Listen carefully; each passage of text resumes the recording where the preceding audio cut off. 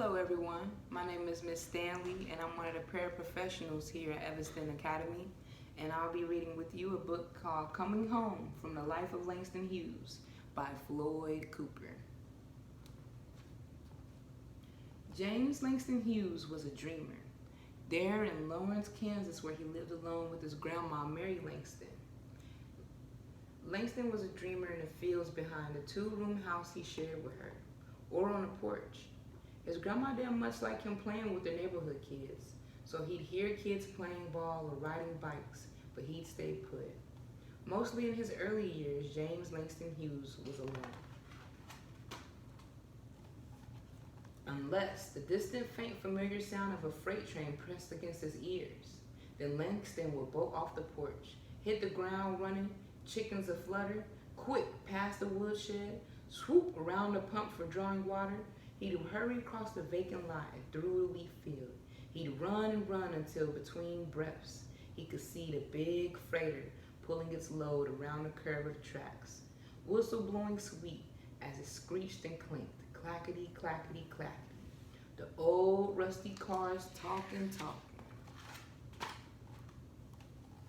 The old iron snake tell him its stories about the places he'd been.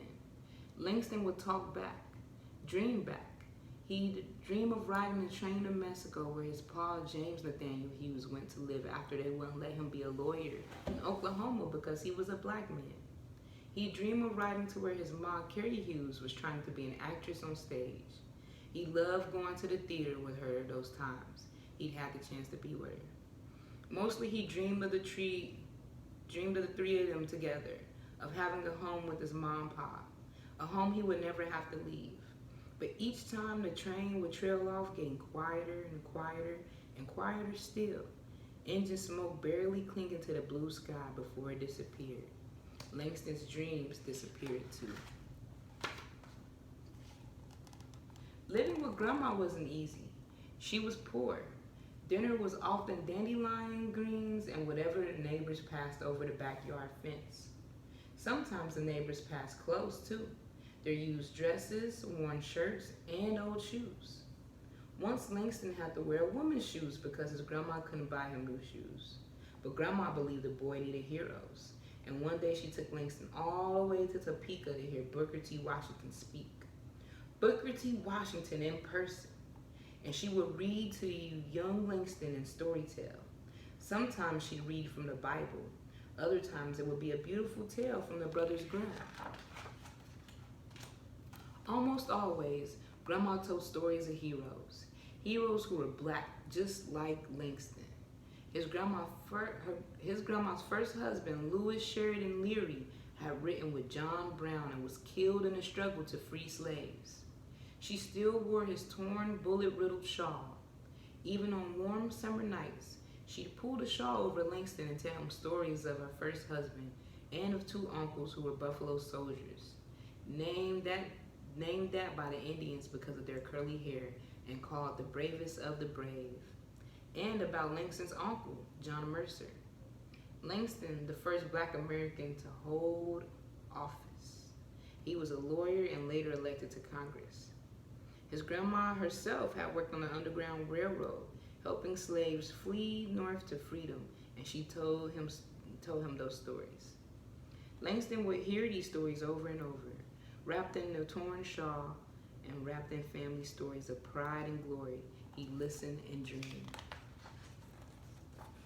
Sometimes Langston's dreams about having a family came true, like the time he, his mom, and grandma really did go to Mexico to see his father.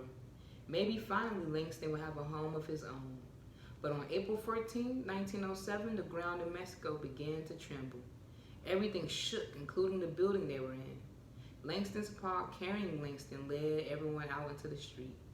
Everywhere, walls of buildings cracked and split open. Giant tarantula spiders scurried out of the cracks. That was enough for his mama. As soon as the trains were running again, she and his grandma and Langston climbed back on the train and rode back to Kansas. Langston whispered a goodbye to Mexico, his father, and to having a home of his own. Sometimes Langston's mom would send for him. He'd ride the train to Kansas City Bottoms where she'd meet him and off they'd go. They'd see the plays, the opera, and visit the library where Langston was fascinated by the big, bright, silent reading room, the long, smooth tables, and librarians who would so kindly get books for him. Sometimes when she was busy, his mother would leave him at his Uncle Des's barbershop.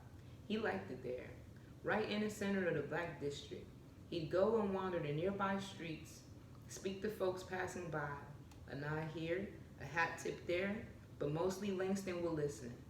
He'd ride his ears around the city, through Market Street where everyone sang the song of Haggle, down side streets filled with kids who ran and played forever, up the block where clubs and dance halls played jazzy old blues music that drifted down the alleys and tickled his soul.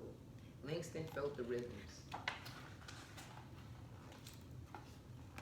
Other times, Langston's mom would come to Lawrence. Once it wasn't the best of times for her.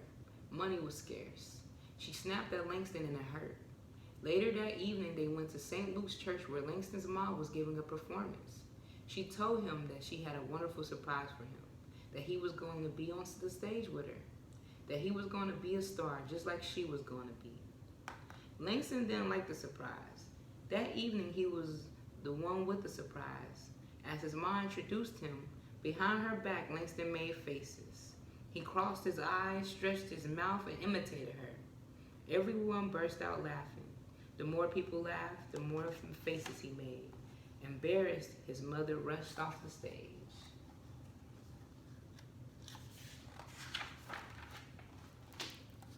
As Langston's grandma got on in years, she grew more and more silent. Then a time came and she hardly spoke at all. The little home where she had lived so long was quiet and lonely, with Grandma rocking silent in her rocking chair. A real home seemed less than ever like something Langston would ever have. Then he went to live with friends of the family across town. Auntie and Uncle Reed, he called them. When Langston first saw the dinner table at the Reeds, he never seen so much food in his life. After the blessing, Uncle Reed smiled and told Langston to eat up. He didn't have to tell Langston twice. Then Auntie, in a voice as sweet as dessert, said there was more out in the kitchen. Langston soon learned that there will always be more from Auntie and Uncle Reed. More food, more hugs, and love. On Sundays, Auntie Reed would take Langston to church. He'd never gone before. Auntie Reed's church was all right, but in time, Langston preferred the Baptist church down the street.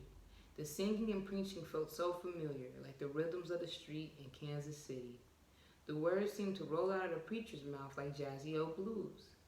He had trouble understanding what everyone was feeling when they felt God, but he liked being there. By now, Langston had grown popular at school, was thought of as smart, and chosen class poet. He had begun writing poetry and sharing it. One of his first poems was called When Sue Wears Red, about a girl he admired in school. And then he wrote Just Because I Loves You, and The Negro Speaks of Rivers. Now after school, he'd run and play with friends. Sometimes afterward, they'd gather around Langston on a Reed's front porch. There in the dark shadows of a summer night, Langston would tell stories. Of the time he stood 10 feet from Booker T. Washington. Of his two uncles who were Buffalo soldiers, the bravest of the brave. Of John Mercer Langston, the U.S. Congressman. About his grandma's first husband who was killed with John Brown trying to free slaves. And of Grandma herself who used to work on an underground railroad. Stories of real heroes who were black, just like Langston. It grew clearer to Langston in those days what home really was. Life with his grandma had never been exactly like home. Life with his mom and pa never had been home as much as he wanted it to be. Life with his auntie and Uncle Reed felt like home. It smelled like home and looked like home. And home was all the things the Reeds' home was. But home was something more for him.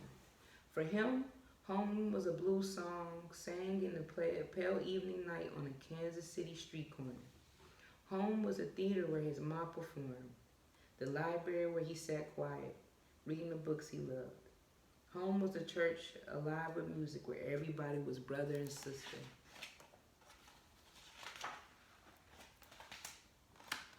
As he grew older, Langston Hughes wrote more and more about everyday people, common folk. He wrote about dancers and children, troubled people and people in love, Walt Whitman and the Black Pierrot, all kinds of people, and he traveled all over the world. He traveled all over the world to Russia and France and to Africa, experiencing the stories and rhythms of yet other people. He lived in many cities in America, like Cleveland and Los Angeles, but Harlem, New York, where all kinds of black artists gathered. Writers, painters, musicians became the place where he stayed longest and that he knew best. It seemed Langston Hughes had finally found a home, but the truth is, Langston never had a home like most people. Home was in him, and it was about his black family that he wrote in words that reached his own people, and all kinds of people of different races and different countries, all over the world. The